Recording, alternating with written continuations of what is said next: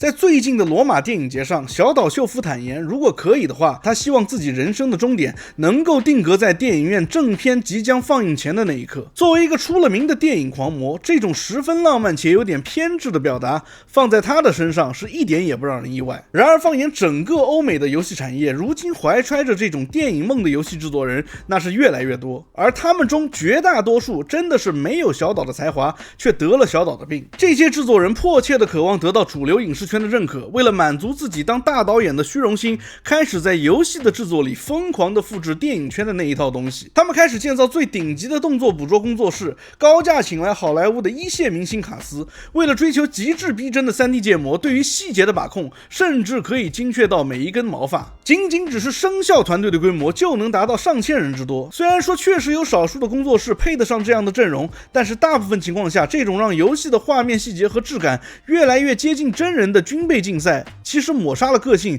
也讓遊戲的美術風格變得越來越雷同。不僅如此，這一份讓遊戲制作電影化的執念，直接把開發周期也給拖垮了。開發團隊越滾越大，團隊越大越不容易管理，管理不善，開發時間就又被拖得更久。最後的結果就是一款3A 大作的制作時間被輕鬆的拉長到5年、6年甚至更長。這麼一來，開發成本也是水漲船高，變成了一個誰都剎不住車的惡性循環。更要命的是，他們在創作的理念上也越來越向好萊塢靠攏。遊戲不再只是提供一個讓玩家沉浸其中的虛擬世界，而開始變成制作人表達個人理念的舞台。越來越多脫離遊戲本質的內容被強行塞入到作品之中，最終讓這些遊戲公司逐漸忘記了自己最初服務的玩家是誰。最讓人惡心的地方在於，這些人往往根本沒有能力憑空創造新的經典，卻最擅長像寄生蟲一樣強行寄生在早已成功的硬核 IP 上，對着不是他們受众的老粉絲強制進行道德說教，而最重要的遊戲性卻好像已經被所有人拋之腦後。當這些身份焦慮的歐美遊戲制作人拼命的想要尋求大眾對於遊戲藝術性的認可時，卻忘記了遊戲本身並不需要成為電影，讓所有人都能沉浸其中的互動感才是它最大的魅力。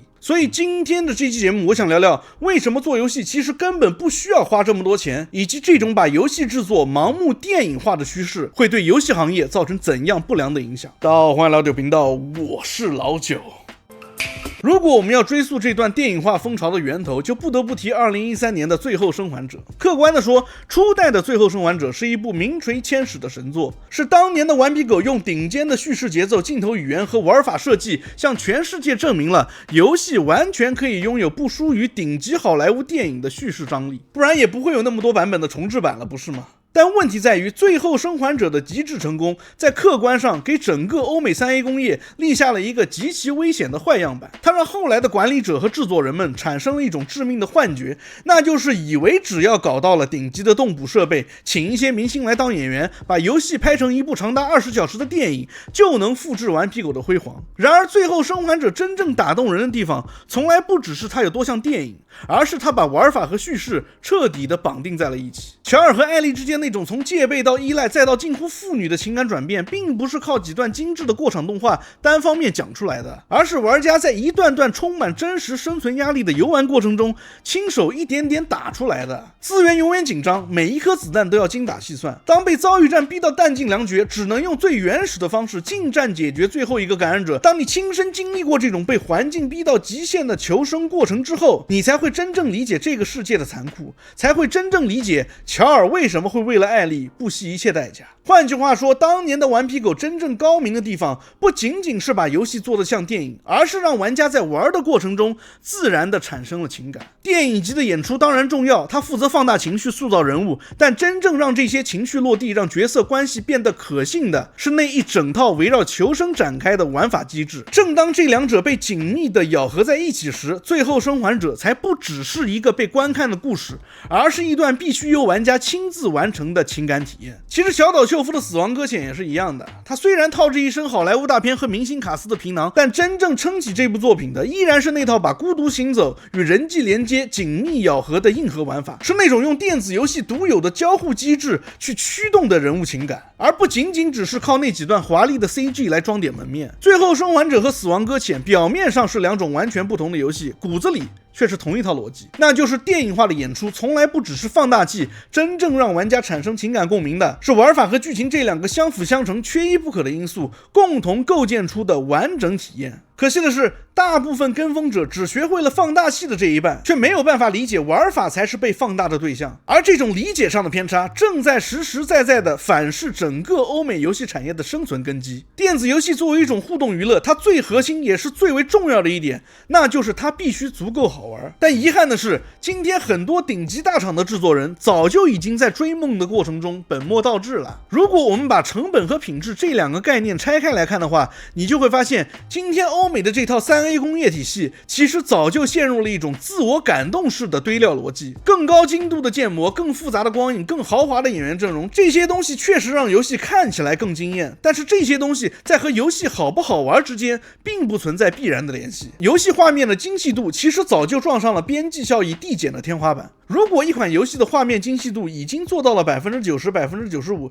想要再往上拉高到 99%， 需要砸進去的錢可能比从零做到 95% 還要多。可問題是，普通玩家坐在屏幕前真的分得清 95% 和 99% 之間的差距嗎？絕大多數人根本就分不出來，但是制作方卻要為這看不見的 4% 多掏出一大筆的預算。這筆錢花出去了，買到的不是更好玩，買到的只是制作人心裡的那句我們做到了頂級寫實的自我安慰。而這種對於極致細節的追求，最終帶來的就是整個遊戲開發流程的無限膨脹。之前某些遊戲做宣發的時候啊，臃腫的制作團隊竟然還能成為宣傳的賣點。如今在一款 3A 遊戲裡，隨便設計一個角色都不再只是一個美術人員畫出來那麼簡單了。從最初的創意總監拍板，到概念美術設計形象，再到 VFX 添加特效，建模師制作模型，綁定師搭建骨骼系統，動作捕捉團隊進棚錄制動作，配音演員錄制台詞。如果還要追求電影級的面部表現，那還需要額外加入面部掃描、表情捕捉等一整套專業团隊。這條流水線上的每一個環節都意味着更多的人力、更高的成本和更長的制作周期。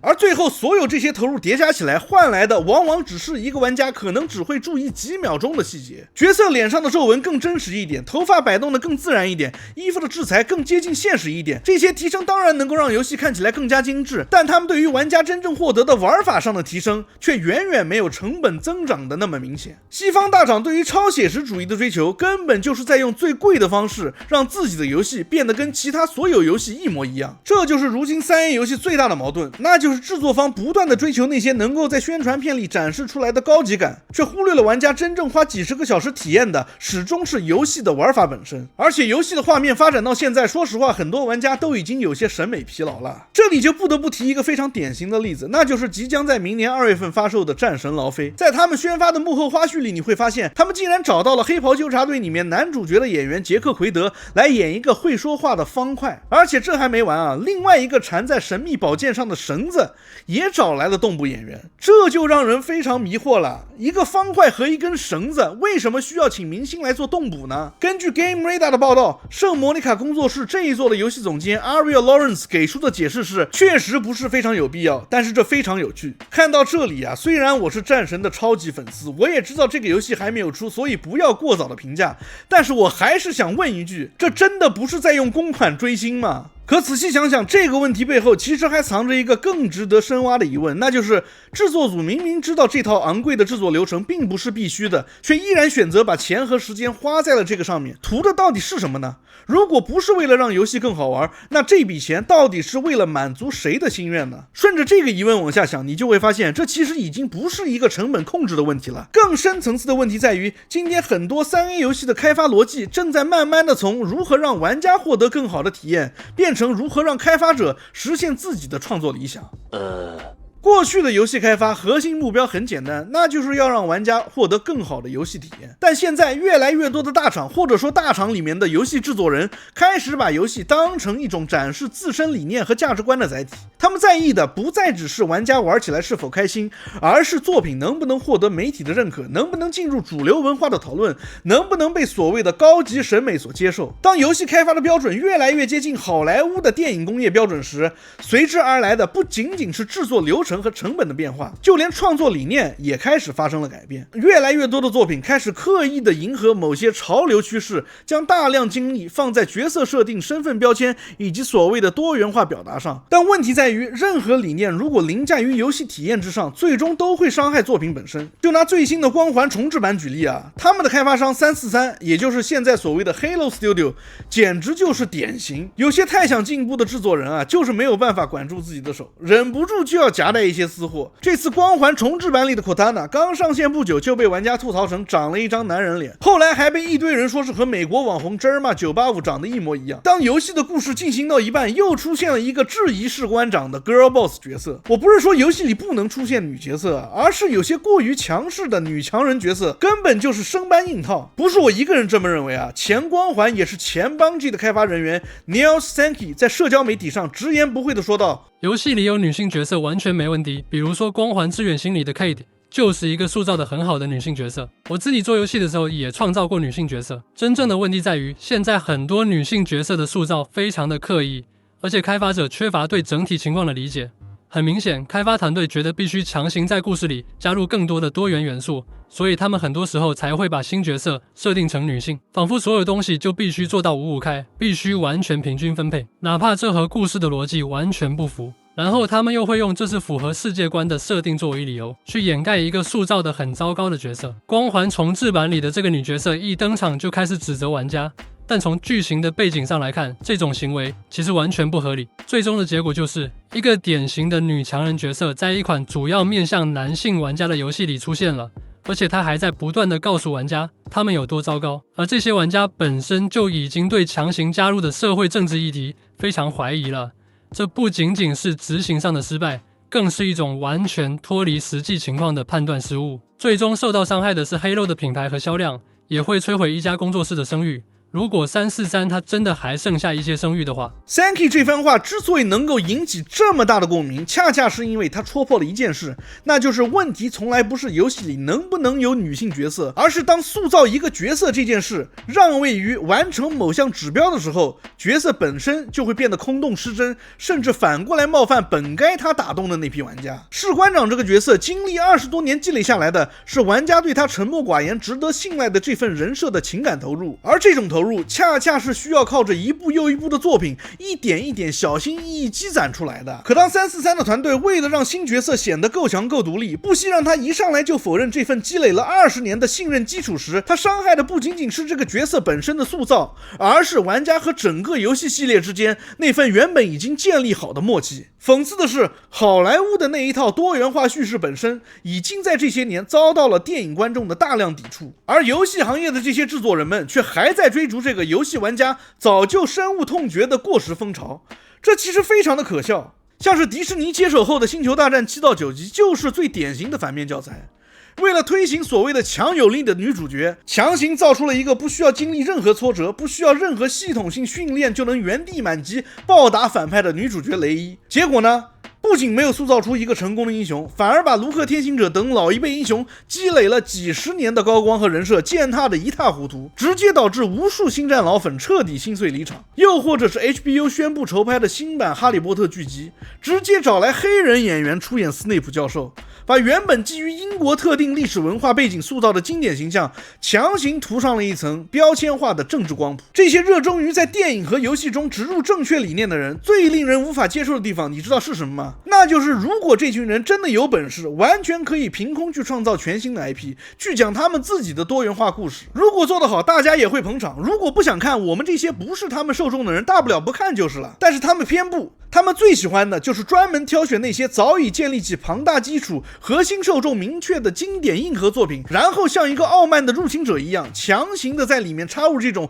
毫無成長弧光、生搬硬套的多元化角色。他們不是在用藝術去打動玩家，而是在用特權去霸占經典，用他們的道德說教去強行馴化原本的受眾。而如今歐美遊戲行業對主流影視圈的盲目追隨與模仿，不僅沒有讓遊戲變得更加進步，反而把它變成了好萊塢正確流行病最滯後的接收站。當影視圈已經開始為這種傲慢的指標化創作承擔票房的慘敗，不得不開始收斂退潮的時候，歐美3A 大廠的制作人們卻還在拿着數億美元的研發預算，在別人淘汰掉的泥潭裡沾沾自喜，越陷越深。如果歐美的3A 工業再不從這場自我感動的電影夢中清醒過來，繼續踐踏玩家的信任，背叛遊戲的本質，那麼等待着這個行業的每一個從業者的，將絕對不會是主流社會的掌聲，而是一場由玩家親自用錢包投票的徹底血崩。Later。遊戲行業真正需要反思的，從來不是要不要追求更高的畫面、更先進的技術，或者是更成熟的敘事。這些東西本身沒有錯，錯的是當所有人都開始拼命的證明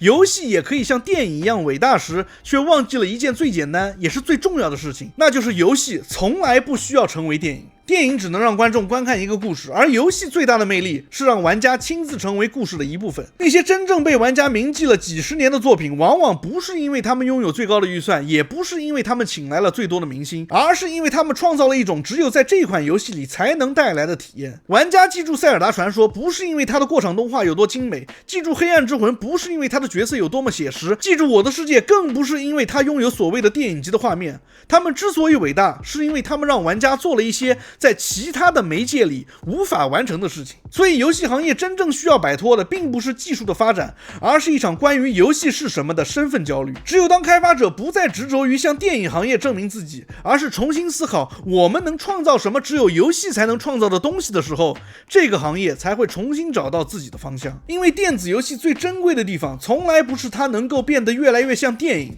而是即使經過幾十年的發展，它依然擁有一種電影、電視劇、小說都無法取代的力量，那就是讓一個人手握手柄，在另一個世界裡親身經歷一段只屬於自己的故事。Anyways， 歡迎收看這個頻道，感謝大家的陪伴。如果你也對遊戲電影化的看法，歡迎在評論區分享，也別忘了訂閱、關注、點讚、收藏。我們下期見 ，peace。這特好 I don't give a damn。我天，我覺得我是幫你省了100萬，天哪，特好特好，你看你自己看。